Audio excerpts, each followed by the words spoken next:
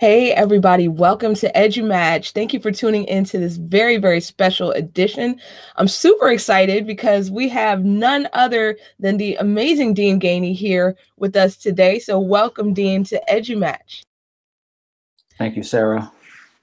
Oh, thank you. Thank you for being here. So I got to tell y'all about Dean. Another reason why I'm super excited is that Dean is the first author releasing a solo project through EduMatch. So his book, The Why in You, is going to drop on Monday, April 2nd. So that is, yes, in less than 7 days. I believe the countdown is 5 days. So, woo, oh my goodness, super excited, just ready to rock with this. So let me tell y'all a little bit about Dean. If you've been active in EduMatch, then no doubt you've already come across him. He is definitely an EduMatch fixture. He's very active in our community. But for those of you who don't know Dean or want to know a little bit more about him, then here's a little from his bio. He's an educator and lifelong learner from Orlando, Florida, with a Bachelor of Science in Elementary Education and a Master's of Education in Instructional Technology. He's currently a doctoral student. Currently, with 11 years of teaching experience, Dean functions in various capacities in the education world to include English language arts teacher, technology teacher, and gifted teacher. Also, he is the leader and facilitator of 2 extracurricular clubs at his current work location, Odyssey of the Mind and Battle of the Books. So Dean is very passionate about lots of things, including climb, which we will talk about a little bit. And he wrote extensively about in his book. Also celebrating diversity, building community, project-based and problem-based learning, as well as a student-driven classroom. As an educator, Dean feels it is his niche to build bridges and fill gaps, not to mention give meaning to learning experiences and use all of his skills and talents as a means to motivate students to be more. As a veteran of the United States Air Force, a singer and songwriter, actor and author collectively, Dean incorporates various techniques in the classroom to make it inviting for students. I'm all about that, bringing in your passions and using them with your students. So Dean is going to publish and release his first solo book entitled The Why in You on Monday, which combines anecdotes, experiences, and realizations of an individual's value, diversity, and authenticity with philosophical undertones and embracing the journey of the why in you. He recently collaborated in the EduSnap 2016 Best Practices in Education publication, released in December 2016. He's also a contributing author for the EduSnap 2017 edition, as it's a collection of educators in the trenches, writing about topics of great interest to them as practitioners. Possessing a genuine love for writing and sharing, he continues to write via his educator blog, which we're going to give you the address to a little later, and will continue to write collaboratively as well as pursuing personal writing projects in the near future. So his one word that encapsulates his day-to-day role and function in the classroom is impact. What a bio there, Dean. That is just awesome. So tell us a little bit about who or what inspired you to go into education. So I always like to tell the story of my first grade teacher because I think she just really impacted me so much as I was in her class in my first grade year. And I could remember very, very clearly the days that I was in her classroom and things that she would do and things that she would say to me and how she would tell me to write my letters when I was learning how to write. I also think about all the times after I left her classroom that I would go back to her and continue to draw on her inspiration and guidance and that sort of thing. She was very, very much so inspiring, that so much that I am a teacher today. I believe that in large part, she was the inspiration. She was that spark that lit a flame that became a fire that still burns today. I love that. And we read about her. I read about her in your book. So yeah, so those experiences with amazing teachers really stick with us. And hopefully, you know, our students will come back and say the same thing about us one day. So, so what are some things in education that you're passionate about? Well, you mentioned a little bit in the bio there, which, by the way, was a lot. It was a mouthful. But so diversity and community, probably my most recent. I'll call them I'm just so, I guess, caught up in them because I feel they're so prevalent, they're so necessary in today's world, not to mention how we engage with our students and teaching our students the power of diversity. I think it's so important that they embrace that and they learn, well, what does it look like? What is that? How do they sort of function in a diverse world? Also, my client philosophy, like you said, we'll go into that. Problem-based learning, I'm a big fan, big fan. Creating a lot of things about different problems that exist in the world, and even trying things out in the classroom and seeing what might work with students. And then also the student-driven classroom. I actually wrote my first chapter in EduMatcher 2016 was on the student-driven classroom, and more I see the benefits of that. Absolutely. So those are some great best practices in education. I love the fact that you're having students recognize the value of diversity and community, and just how much each of them is important to the whole classroom ecosystem. Like with the student-driven classroom, it's all it all relates, it all interrelates. So that is awesome. So on Monday we had you on along with Alyssa, Brian, and Mandy for our authors panel. So hopefully everyone got a chance to see that. If not, it's on our YouTube page and it's going to be edited and put out in podcast form. But for anyone who might have missed it, if you could please just summarize your book. So it's a lot. There's a lot that I could say about the why you, but I will tell you, it begs the question, why? WHY. But at the same time, it focuses on the why that is in you. So the why at the beginning of you, the why starts the you, the why is who you are. So understanding that why, and along my life journey up until where I am now, I've experienced lots of different things. And I mean, a lot of good. There's some obstacles, experiences, events, encounters. I think all of it had a significant role to play in who I am right now at this very moment. People I've met, the experiences I've had. And I will tell you that there was probably a point where I didn't fully even understand who I was. But what I know is, I know that I owe those experiences. I owe those encounters that I've had, and they helped me to be able to see what maybe I was not able to see before. When I sat back and reflected on those things, when I sat back and analyzed those things, I really began to think about, okay, clearly there's value that we have as individuals. And I think embracing that value and understanding that the path that you had to walk down has value, and so walking down that path, embracing that path, will push us forward and help us to understand that really you're the only one that has the ability to be you. And so one of the very powerful, I consider it powerful, that kind of came out of writing this book was, you are the only you that will ever be. Your experiences, your story, your diversity. And so, so why not be the best version of you? Because you're the only one that can do that. That is powerful. That is so, so deep. So I love that. And I wanted to give a huge shout out to Brian, who's tuning in and says, hey, in the comments. So, hey, Brian. But going back to what you're saying about like how you're going to be the only you. Yes, that is so true. Like in terms of just intersectionality, like everything that combines to make you, that's the only person in the world with that exact combination. So I love that. So just bringing forth the strengths that we all have as a result of that. So very, very cool. All right. So what was your biggest fear when you made the decision to pursue book writing, and how did you overcome that? I think in my head, I can play a movie, a major motion picture in my head. And it sounds really good. It looks really good in my head.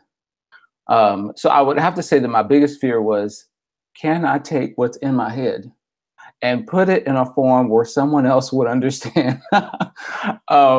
Because it makes perfect sense to me when I think about it in my mind, but I know that taking it from my head and putting it on paper is not always easy to do. And so it's painting that picture with words and making it so that somebody else could read it and pull out things that you intended, and maybe even things that you didn't intend, but with the purpose of impact. Absolutely. I love that. Like just making what's in your mind like a reality. So absolutely. And somebody else can pull out the impact and the meaning from that. Wonderful. Okay. So with your book, then for me, when I read it, then I was just like, oh, this is cool. I want to read it again. So a lot of times we read books that are relevant to us at different points in our career. So how will your book speak to various readers in different stages? Well, I think the book itself is encapsulating a journey that obviously is still continuing. But so the book starts out with the idea of nobody knows my name, and maybe I don't fully even know my name. But then it takes you through stages, if you will, as you move or progress throughout the book, and so you end up at a place where you're identifying the why. So it's sort of taking you from the beginning of a place to maybe a climactic point where you are starting to realize how everything that you've experienced has worked together to create or to make that very valuable, diverse, important you that you are. And so lots of stories in there. And I think that because it happens like that, you could easily refer back to this book time and time again as you yourself walk through stages in your life and calling to reflection, even like things you'll think about based on reading this book. So I'm just excited about the potential that it will have on someone's ability to think through and maybe even end up in a better place as a result of it. Absolutely. And when we're talking about reflection, there's some reflection questions built in at the end of every chapter. So that is just awesome there too. So that's another way for people to just kind of reflect and grow as a result of reading it. So what impact are you hoping that your book has on the reader? Well, I want them to be encouraged. I want them to read that book and feel like they're ready to change the world. I want them to be inspired. I want them to realize that everything they need is actually inside of them. And it will continue to make itself known as we continue to progress and walk forward. So encouragement, inspiration to continue to move forward. I would also say a call to reflection. There's so much power in that. I can't even tell you how many times where I might have been down about something in my teaching career or whatever, and I will think back to some story that I remember or something that happened to me in the past, and it's as if someone or that story poured lighter fluid on my flames, and so that flame becomes vivid and bright yet again. So reflection is so important because it helps us, it reminds us that we have to keep going. Also, I hope that you'll revisit the book. Like I said, with it being written in stages like that, it's definitely something I encourage you to go back to and pull from it, draw from it, almost like a well of water. And then I think probably the most important thing is take something that you gained from reading it and inspire somebody else. Help somebody else to do or to get what you've gained, if not that or more. I love that. That reminds me of one of the quotes that you have in your chapters about the candle, and how it helps to light other candles or something to that effect. Absolutely. Yeah. And so we definitely have that light. And so light and darkness certainly can exist in the same place. Once you light that flame, it may help them to sort of perpetuate it as well and make somebody else's day. That is so true. That is so true. And Kathy, hey Kathy. Kathy is saying that she agrees about going back and referring to it many times, and that's exactly how she felt reading the book. Go back to it for encouragement and reflection. So thank you so much, Kathy, for coming in with that. Absolutely. So Monday is going to be a great day. Monday is going to be a fun day. And it's going to be the launch day. So what kinds of things do we have planned for the launch day? Well, specifically for the launch day, we are definitely doing some giveaways, some freebies, some exciting, fun kinds of thoughts and questions and things that we have prepared to deliver. And so as a result, we're going to give away some Kindle versions of the book. We're going to give away some color copies of the book, like the paperback version. And then we also have some t-shirts. The t-shirt companion is what I call it, because it is a walking advertisement when you wear it of how important it is to realize and embrace the diversity of you. So I can't wait until Monday to start that whole process, and I look forward to many people jumping in and participating. That is awesome. And I like how you did you, because that's exactly what the shirt looks like. So it's awesome. So everybody, I'm telling you, you want to win the prizes. Like, they are just amazing. So, all right. And Dean, you are amazing. You are doing big, big, big things. So what other things can we expect to see from you in the future?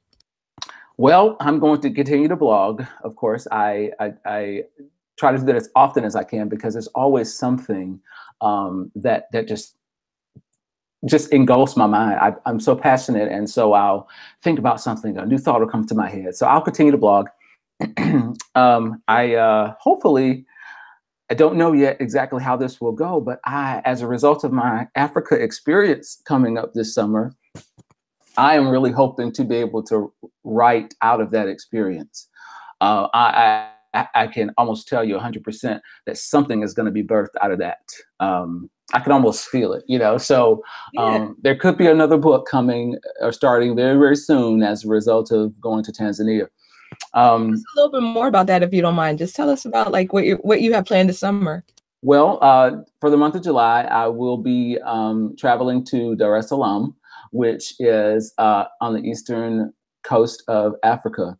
And I will be able to work with, coach, and sort of aid Tanzanian teachers as well as students of all ages during the school day, during the week, as well as extracurricular activities. There are some excursions planned, but that's just extra. My primary purpose for going is to be able to impact and help in the education world. So I'm so excited about that, because I know that while I'm there working with them, I'm going to come back different. I'm going to come back changed too. So it's a twofold win. And I'm definitely looking forward to it. And so, and who knows, there might be a book that comes from it. I just feel like I'm going to write something. I have to. Totally. Yes, indeed. Yeah, we can't wait to hear from you when you come back from there. So awesomeness. So Dean, tell us, if people want to learn more about you or connect with you, then how can they get in touch with you online? Well, I am definitely available on Twitter at Dene_Gainey. So that's DENE_GAINEY.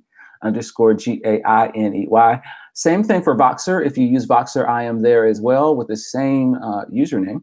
I do have my website available, which is www.denegainey.com. And finally, if you have an Instagram account, I have a Mr.Gainey username that I use for all things education, and I'd certainly love to interact with you there. I did want to mention quickly, because I didn't forget, but I left off two things.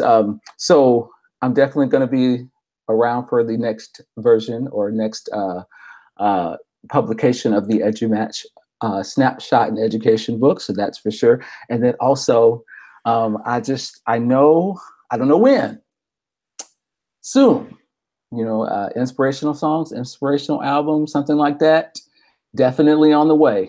And that's another thing I get really excited about. So anyway, look forward to connecting with you via those ways. So Twitter, Voxer, my website again, and on Instagram. Oh, I am so here for that. Inspirational songs. Oh my goodness. I'm super excited about that. But yeah, that is awesome, Dean. So thank you so much for taking the time to spend with us tonight. Super excited for the book launch on Monday. So can't wait. Kathy was asking what time we're going to start. I put on there TBD, maybe 9-ish, but yeah, we'll definitely keep y'all posted. So just look on Twitter. Make sure you follow Dean as well as EduMatch Books. So Dean, as he said on Twitter, Dene_Gainey, and EduMatch Books is the publishing handle. Will be bouncing from there. So yeah, so probably 9-ish. So awesomeness. So thank you again, Dean, and thank you to everyone who is tuning in, interacting with us.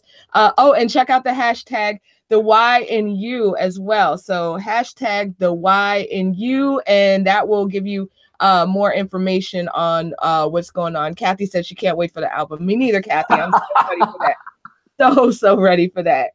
So everybody, thank you again. And tune in for our next episode. We're having a special episode featuring Jennifer Gonzalez, aka Cult of Pedagogy, Friday at 3 p.m. Eastern time. So I know that we've been chatting a lot about her most recent post on her blog about freaking packets. So love that. So can't wait to chat with her about that, as well as other things, blogging, podcasting, all that good stuff. So thank you so much, everybody, for tuning in, and have a wonderful rest of your evening.